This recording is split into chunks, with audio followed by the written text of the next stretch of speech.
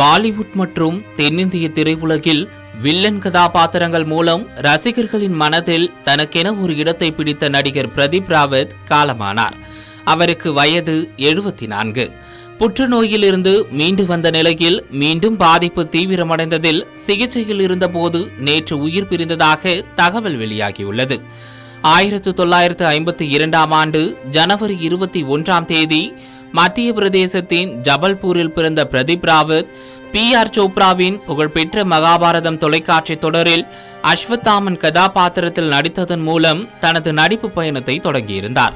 பின்னர் ஹிந்தி, தமிழ், தெலுங்கு, கன்னடம், மலையாளம், போஜ்புரி உள்ளிட்ட பல மொழி திரைப்படங்களில் வலுவான வில்லன் கதாபாத்திரங்களில் நடித்து தனக்கென தனி முத்திரை பதித்திருந்தார். பாலிவுட்டில் லகான், சர்ஃபரேஷ் உள்ளிட்ட படங்களில் கவனம் ஈர்த்த பிரதீப் ராவத் தமிழ் சினிமாவில் சிலம்பரசன் நடித்த தொட்டி ஜெயா திரைப்படம் மூலம் அறிமுகமாகியிருந்தார். அதனைத் தொடர்ந்து AR முருகதாஸ் இயக்கத்தில் சூர்யா நடித்த கஜினி திரைப்படத்தில் கஜினி தர்மாத்மா என்ற கொடூர வில்லன் கதாபாத்திரத்தில் நடித்தது தமிழ் ரசிகர்களிடையே அவருக்கு மிகப்பெரிய அடையாளத்தை உருவாக்கியது. பின்னர் அஜித் நடித்த வீரம், விஜய் நடித்த ஜில்லா உள்ளிட்ட படங்களிலும் வில்லனாக நடித்திருந்தார்.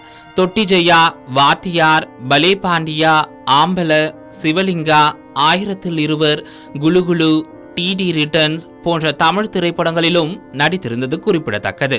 100க்கும் மேற்பட்ட திரைப்படங்களில் நடித்துள்ள பிரதீப் ராவத் தனது மிரட்டலான திரைமுகம், கம்பீரமான குரல், வலுவான நடிப்பு ஆகியவற்றால் திரையுலகில் தனக்கென தனித்த அடையாளத்தை உருவாக்கியிருந்தார். அவரது மறைவுக்கு திரைப்பிரபலங்கள், அரசியல் தலைவர்கள் மற்றும் ரசிகர்கள் சமூக வலைதளங்கள் மூலம் இரங்கல் தெரிவித்து வருகின்றனர்.